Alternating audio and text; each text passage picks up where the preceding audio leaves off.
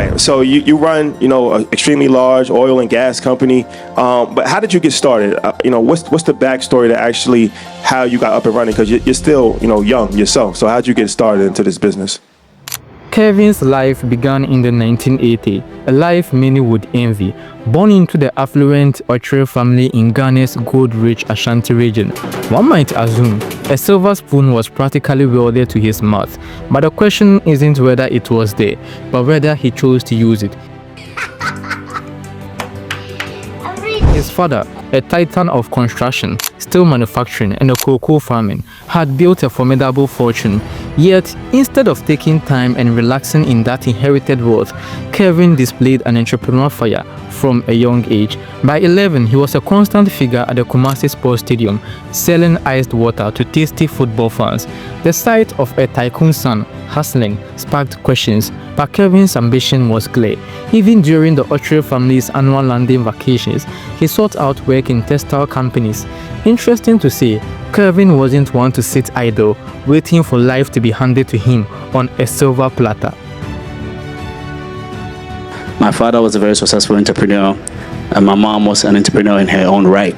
So it was just genetically I was exposed to that, and that's what I wanted to do. But it was really challenging, it was really tough.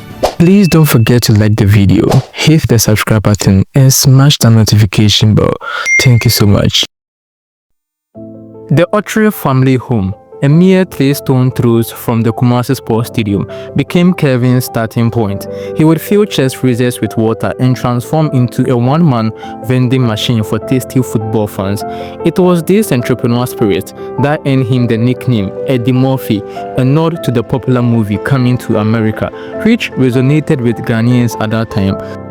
Good morning, my neighbors! Hey, fuck you! After high school, Kevin's ambition took him to George Mason University in Virginia, where he pursued a degree in accounting with unwavering resourcefulness. He embraced any legitimate job to make ends meet, from caring for the mentally challenged to working as a security guard and even sorting out mail at AOL. The easiest just got easier. It's easy to install and easy to get started. Everyone I know is on it. Email, instant messages. There's no better way to keep in touch. You've got mail. As he neared graduation, Kevin landed more prestigious roles, including a stint as a radio programmer at XM Satellite. Hi, I'm Dave Logan from XM Satellite Radio, the award-winning, critically acclaimed company that's revolutionizing. And a customer service position at Sprint, a coveted job offer from a leading US bank with a $72,000 annual salary awaited him.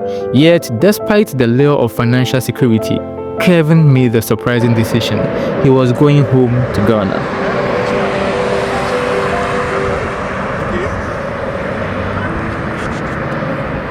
I was done with college. I had a great job as an accountant, making $72,000 a long time ago, and that was good money. And I just picked my bags and I said, I'm going to Africa. Friends are like, what? I'm like, I'm going to Africa. I've always had an entrepreneurial spirit, and I knew that I wanted to do something on my own. So I decided to make the move back to Ghana. Kevin saw Ghana as untapped potential, a land of business opportunities that the saturated US market simply couldn't offer. He believed his chances of success were far greater in his homeland, though his experience in the US lay in telecom. The specific venture remained unclear. Returning to Ghana in 2004, Kevin wisely joined his elder sister's business to gain a first-hand understanding of the local landscape. After a year of immersion, he assembled a team of investors and launched Westland Alliance Limited, specializing in core routing services for international giants like AT&T. The company quickly expanded into cell towers and value-added services for mobile phone providers. Westland Alliance thrived, but surprisingly, Kevin soon felt restless, deciding to leave the telecom industry behind. Even as Westland Alliance thrived, Kevin's entrepreneurial mind remained restless. In 2006, a business acquaintance introduced him to the world of crude oil supply for the Tema refinery. Through his connections, Kevin identified a critical need, a shortage of storage facilities for petroleum products in Tema. Capitalizing on the success of his telecom venture, he acquired a land near the refinery and boldly embarked on building a storage tank farm. The scale of the project, undertaken by a 26-year-old, impressed officials from the Ghana National Petroleum Authority. Encouraged by their support, Kevin applied for a petroleum import license, making the genesis of Springfield's energy score trading business. Since 2008, Springfield Energy has become a dominant force in Ghana's fuel import market, generating revenues exceeding $1 billion. At the time, only locally owned companies could import fuel, making Springfield a crucial partner for international oil companies seeking to operate in Ghana.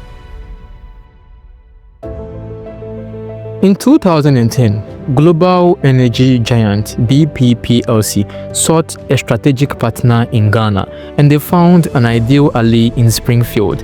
This partnership endures to this day, a testament to Springfield's capability, fueled by profit from its core trading business. Springfield Group strategically reinvested in building and acquiring businesses across the energy value chain. Today, the company boasts co-ownership of gas stations in Ghana, strategically located storage facilities, a thriving oil field services subsidiary, and a robust haulage company, solidifying its position as a vertically integrated energy player. You know, I've always had an entrepreneurial spirit, and I knew that I wanted to do something on my own. So I decided to make the move back to Ghana. I didn't start originally in oil and gas. I started with the telecom sector. But before, I think a lot of people over here are always trying to figure out how do I make the initial move, you know, in terms of like trying to do something, whether it's business or whatever entrepreneurial journey you want to take. And what I want to say is, please don't always try to figure out the answers before you start. If you want to go ahead to do stuff, just do it. Just start.